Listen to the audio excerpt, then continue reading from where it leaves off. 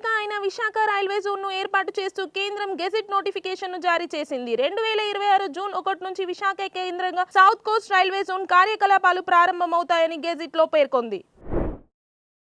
AP POLYCET 2026 ఫలితాలను ఇవాళ మంత్రి లోకేష్ విడుదల చేశారు. పాలిసెట్ కి మొత్తం 1,77,581 మంది దరఖాస్తు చేయగా 1,63,008 మంది పరీక్ష రాశారు. వీరిలో 1,48,950 మంది అర్హత సాధించారు.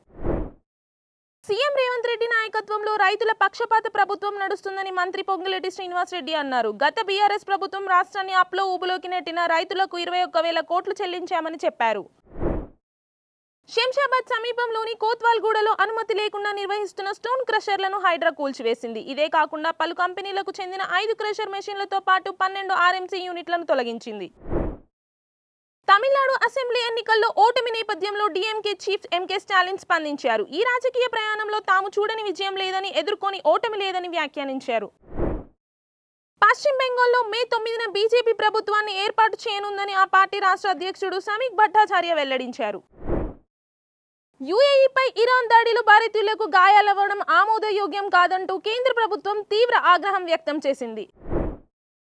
డైరెక్టర్స్ డే వేడుకల్లో సినీ నటుడు మోహన్ బాబు మాట్లాడుతూ క్రమశిక్షణ అంకిత భావం ఉన్న దర్శకులే చిత్ర పరిశ్రమకు వెన్నుముక అని కొనియాడారు.